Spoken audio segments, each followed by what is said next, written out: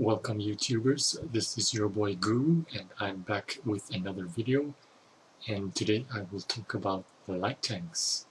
I will cover the topics on their role, the equipment they use and how they work, their advantages and disadvantages, and finally how to set up your light tank to suit your style of play. First off, if you take a look in your garage, you will notice that all your tier 1 tanks are light tanks, except for the British Tech 3, which is a medium tank. Apart from that, every Tech 3 begins with a light tank. So now let's go ahead and define the role of the light tank. Compared to the medium tanks and heavy tanks, what is the difference? Well, light tanks are light because they have no armor or very little armor. That means you get killed very quickly if you are on a head-to-head fight. So the first rule of thumb is avoid confrontation. Light tanks can be a challenge to newer players because they tend not to survive very long in a game. With hardly any armor, you can take only a few hits from enemy guns before you are killed in action. Light tanks also get +1 matchmaking, which means if you're in a tier 6 light tank, you will be matched as a tier 7, and that means you'll run into tier 9 tanks. So in order to be successful in a light tank, you do need the knowledge and experience to be able to be successful and be a valuable contributor to your team. So why pick light tanks? Well, they do have excellent camo rating and view range compared to medium tanks and heavy tanks. Good camo rating helps you stay undetected longer against medium tanks and heavy tanks, while their superior view range helps you see the enemy before they see you. Light tanks also typically come with a smaller gun that does less damage per shot, but they do have a faster reload. As for example, this 1357 does 90 damage per shot, but with a 1 second reload. Light tanks also have increased mobility compared to any other tank, and they often brawl in the endgame or use its mobility to outmaneuver the enemy in critical situations like this. Here you can see the light tanks swarming the enemy and creating confusion, while the allies in the heavy tanks roll in to finish the job. When all was said and done, it was 3v1, and while the heavy tanks keep the enemy occupied from the front, the light tank will flank around the back and take advantage of the weak armor on the back of the IS-3.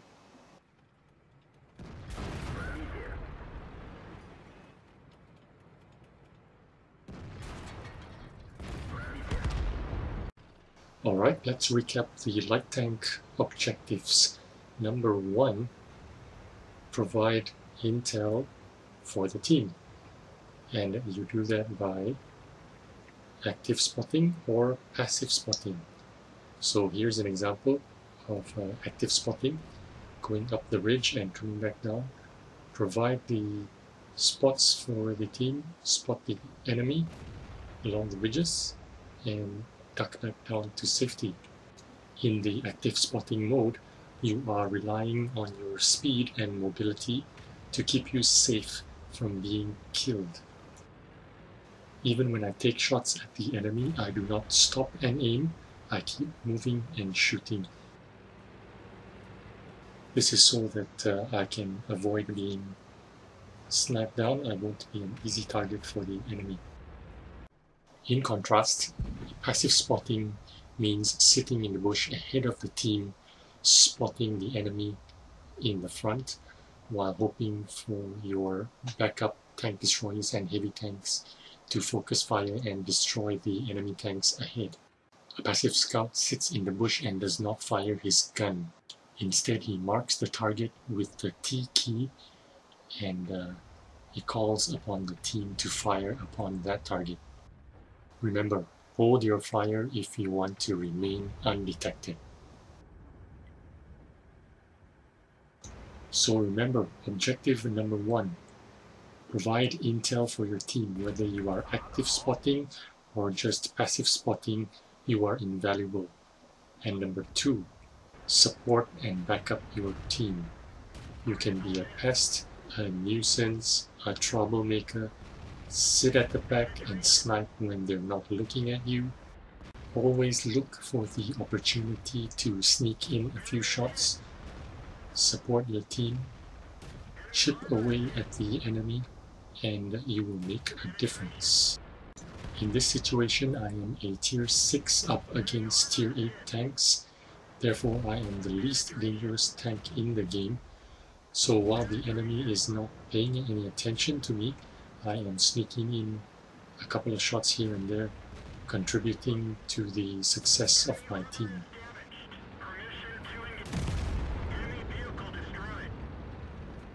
So now let's go straight to crew training. Typically you receive a 50% crew in your new tanks, and you have to train them up to 100% before you can pick your first crew or perk.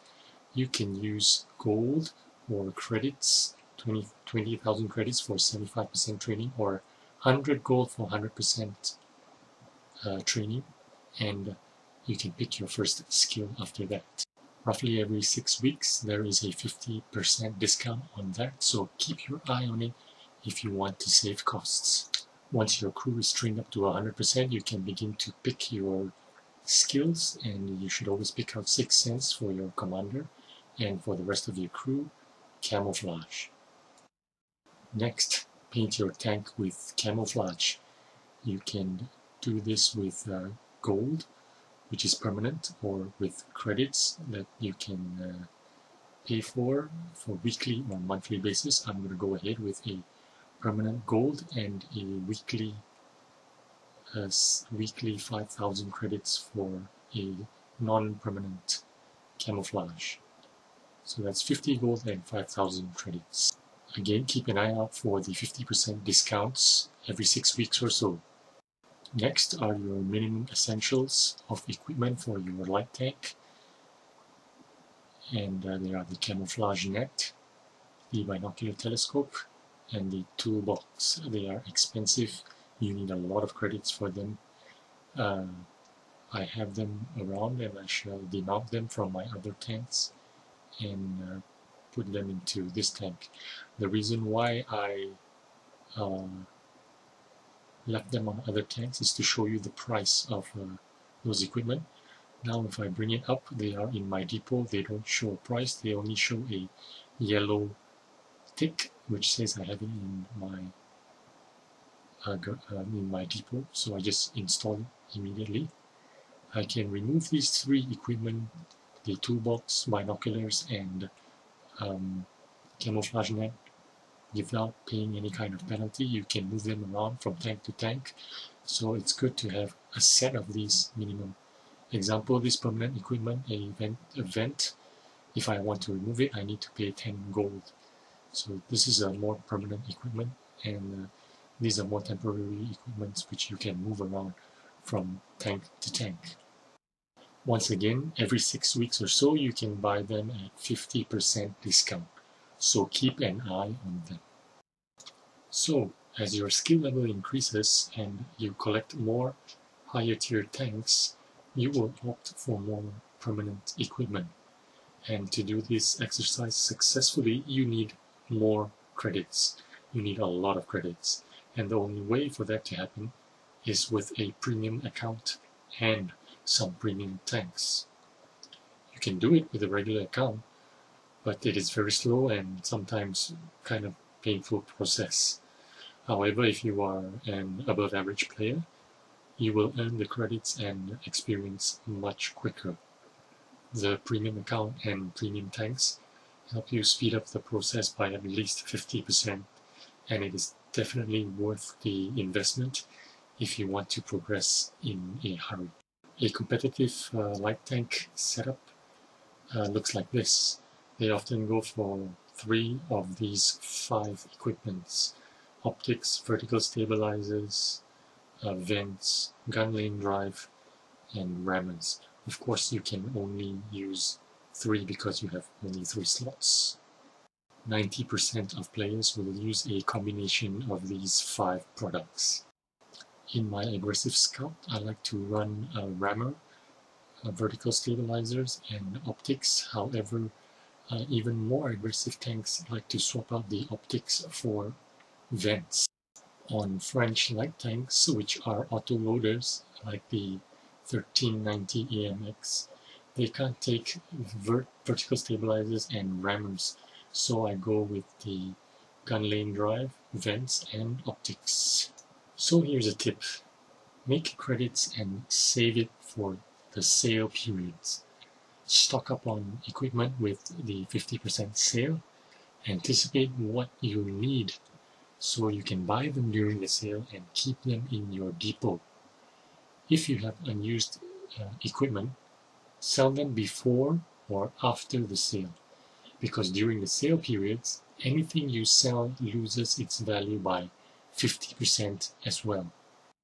Binocs and optics are the most important equipment to have on your light tank, and I have it on almost every light tank that I own.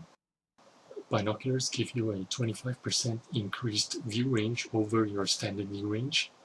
However, they only work when you are stationary. As with camouflage net, they only work 5 seconds after you have stopped moving the hull of your tank. So here's a demonstration on how it works. As you can see in my minimap, my maximum view range is indicated by that blue circle. As I am traveling, the binoculars and camo net is not turned on. As soon as I pull up to a stop in this bush and give it a few seconds, you will see the binoculars turn on and the camo net turns on. So during this period, my camouflage and my view range is heightened and increased.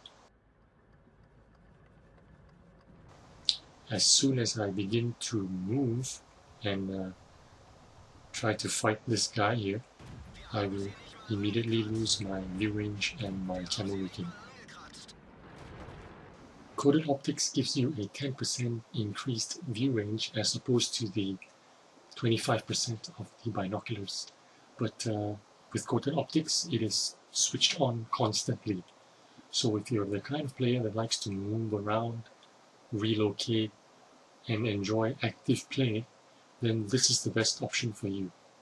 And if you have the Brothers in Arms perk on your crew, you will see that the view range increase even further, and it's almost like having permanent binoculars on.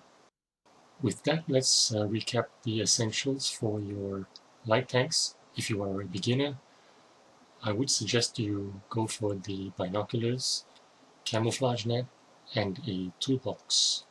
And as you move on to higher tier tanks, tier 6 and above, you need to get the essentials like coated optics, vertical stabilizers, vents, gun lane drives, and gun rammers.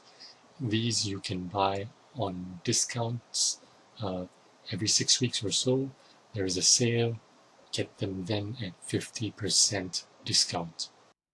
With that, I will conclude this video and wish you all the best of luck and see you on the battlefield. Bye!